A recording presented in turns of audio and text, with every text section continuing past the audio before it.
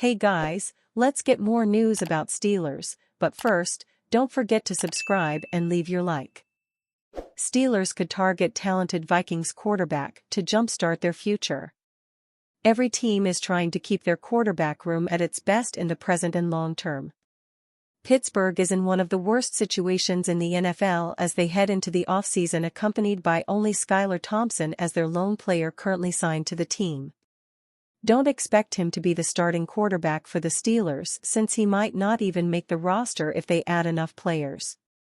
Questions are still floating around if Russell Wilson or Justin Fields present as viable starting options for the team. Right now, neither have re-signed with the club, but early indicators seem to be pointing towards Fields as the early betting favorite to be the starter next season. He is younger than Wilson and should be cheaper, so it makes sense for him to be the first choice. Fields would be a decent bridge quarterback for the Steelers, but they shouldn't close alternatives. Mike Tomlin did not rule out external replacements regarding his quarterback spot for the next campaign. All options are on the table and include a potential trade. Free agency has a weak class of quarterbacks, so don't be shocked if Pittsburgh remains aggressive on the trade front if an unsuspecting player becomes available. Desperate times call for desperate measures. As things currently sit, it is hard to imagine the Minnesota Vikings moving on from J.J. McCarthy, but it's not out of the question. They just drafted him this past year with the 10th overall selection. It was a big gamble on the project quarterback, but they heightened the stakes after moving up for him. His rookie season concluded after tearing his meniscus following his first preseason game. Giving up on a top pick that you traded up to select in the draft would be another bold decision by the Vikings. No one expected Sam Darnold to hold on to the starting job, but after McCarthy was out with an injury, Darnold took off. He led Minnesota to one of the best seasons in franchise history. What happens next will be up to the Vikings and Darnold as he heads for free agency as the top quarterback. Steelers better hope the Vikings are crazy enough to move on from McCarthy and re-sign Darnold. Pittsburgh has been begging to find a long-term quarterback. Locating a fix provides gambles that come along with it. Acquiring McCarthy wouldn't be cheap, but he would have been the top quarterback in the coming draft if he was eligible. He was envisioned as a project coming out of Michigan, and that is something the Steelers are comfortable with.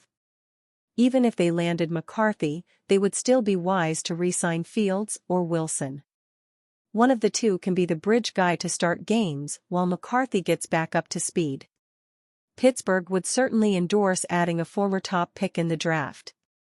If Darnold re-signs with Minnesota, then Pittsburgh better do their best to trade for McCarthy and land their future at the quarterback position. Ex-Pittsburgh Steelers player warns George Pickens about future, "If you gonna be a cancer, you gotta go." Former Pittsburgh Steelers offensive lineman Kendall Simmons warned George Pickens that if he is going to be a nuisance for the Steelers in the locker room, then the team may look to move him. Simmons appeared on the Joba and the Mouth show to talk about Pickens, and Simmons believes that the attitude Pickens carries is the one thing holding him back from becoming an All-Pro. "If you gonna be a cancer, you gotta go," Simmons said on the Joba and the Mouth show. To me, it's that simple. George, he has to own things and stuff that he like and he don't like. But he has a superstar ability, I really do believe that. It's just the off-the-field stuff that is gonna keep him from being All-Pro and all those different accolades that he could possibly get just based on his talent. I don't see him being there for much longer. He's going to wear out his welcome if he hasn't already. Pickens' talent is immense and the Steelers still lack any answers at the wide receiver besides him. So, they either have to move him if they do not want to pay him, or pay him this offseason as he heads into the last year of his contract. Pickens was inconsistent at times and dealt with issues on the field. He has been embroiled in controversy over the entire season. Even Steelers head coach Mike Tomlin acknowledged that Pickens needed to grow up, but the Steelers remain in a tough spot with Pickens as the only wide receiver of note on the roster. The Steelers must decide if paying Pickens would be in their best interests. If not, they could look to decide what his future with the team looks like this offseason when they have to fix the position. Well, it was not the way everyone who follows the Steelers wanted it to end, but only one team can win the Super Bowl after all. No one should be shocked by the numerous times where Pittsburgh has failed in the playoffs thanks to Mike Tomlin and his failed coaching prowess in the postseason. Attention will be fully turned to the offseason process as they try to get that precious playoff run. With the draft in late April and free agency kicking off in early March, the Steelers will have to make some tough decisions sooner rather than later.